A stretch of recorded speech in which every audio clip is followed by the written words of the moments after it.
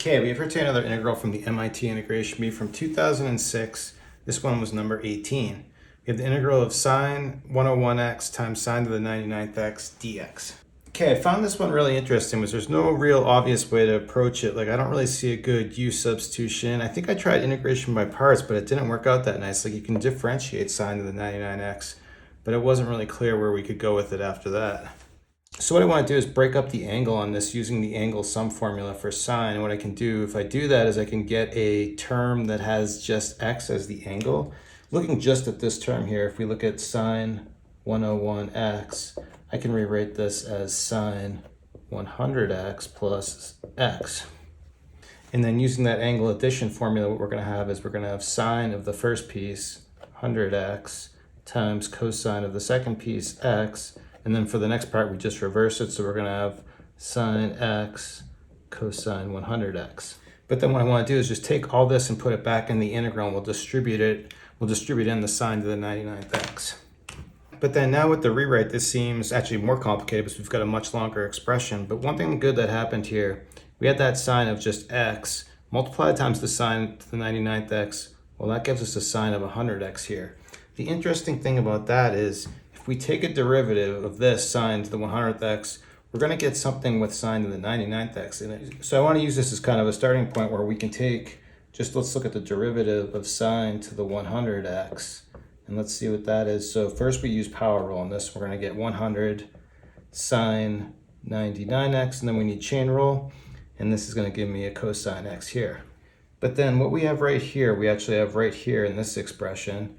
And we don't have this 100, but I can actually just create that. What if I just multiply in 100? We'll just kind of multiply it in right there. But we have to do it all the way through, so we'll multiply through everything by 100, and we'll divide by 100 up front. So that way, if I just call this piece right here f, then we have the derivative of that. We have f prime right here. And now you may see where I'm going with it, because what I want to do now is we've got some stuff, we have some other things hanging out. So let's actually look at this, and let's see what happens when we take a derivative of that. So just looking at, let's give this a label. Let's call this g. So let's find out what g prime is when we take a derivative here. The derivative of this is going to be just cosine 100x, but then we need to bring a 100 out front. But then notice we have our g prime right here. So what we're looking at here, just kind of out of order, is this whole thing is the product rule. And so we have our product rule right here for the derivative of two functions, f and g, and all it is we're going to have the derivative of the first times the second plus the first times the derivative of the second. And that's exactly what we have here. This here is our f prime g, just in a different order, and here's our f g prime in a different order. And then here, if we just look at this, now this whole thing's an integral. If I take an integral on both sides here, well, here we have the integral of a derivative, so this solution is going to be fg plus c. But here we're exactly in this form here. And we know what our f and g is right here, so we can basically just go right to an answer. Let's just remember we've got a 1 over 100 in front.